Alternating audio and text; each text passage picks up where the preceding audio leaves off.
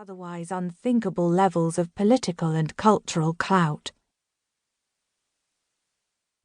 5 years earlier, and 3,000 miles from the Italianate splendour of Osborne House, commotion gripped the hamlet of Hydesville, a rural community in Wayne County, New York. On March the 31st, 1848, Mary Redfield, a no-nonsense woman in her 30s, heard a knock on the door. Peering into the frosty evening darkness, she saw her neighbour, John D. Fox, an older man, aged about 60, standing outside. John asked Mary to accompany him back to the small wood frame house nearest to hers, where he'd recently moved with his wife, Margaret, and 2 young daughters, Margaretta and Catherine. According to John, strange noises had been troubling the family. His visible nervousness caused Mary some amusement. This wasn't the first she had heard of these sounds. Some days before, Margaretta and Catherine, known as Maggie and Kate, had told her a similar tale. Mary had not taken the girls seriously then, and she did not take their father seriously now.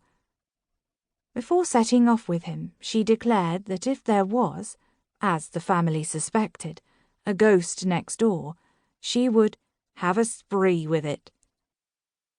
When the 2 arrived, they were met by Margaret and the girls, who all looked uncommonly pale. Maggie, a pretty, dark-haired 14-year-old, had none of her normal vivaciousness. The eyes of sprite-like 11-year-old Kate seemed even more intense than usual. Margaret was around 50 and given to emotional outbursts. Over the 3.5 months that the family had been living in Hydesville, she had come to respect her younger neighbour's usually unflappable nature. And so, thinking that Mary would surely have something sensible to say, Margaret asked, "Mrs. Redfield, what shall we do?" They had all been hearing this mysterious knocking for some time, and now it seemed that the ghost was attempting to converse with them.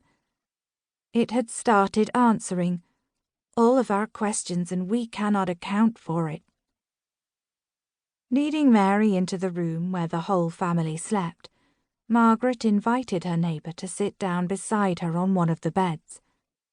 While Kate and Maggie hovered close by, Margaret asked the unseen presence to count to 5, and then 15, both of which it did with the correct number of raps. More urgently she implored it. "If you are an injured spirit, manifest it by 3 raps." 3 raps answered in reply. When Mary glanced at the 2 girls, the appearance they gave was one of genuine terror.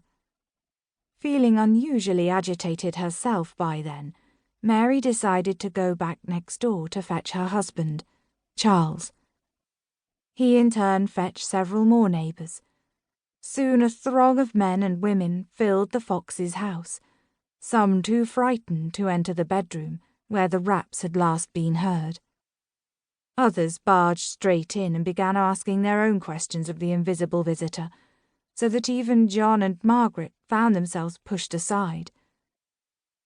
Amid the chaos, their daughters, Kate and Maggie, took on that idealized youthful quality of being seen and not heard, leaving even less of an impression than their parents on the adults gathered.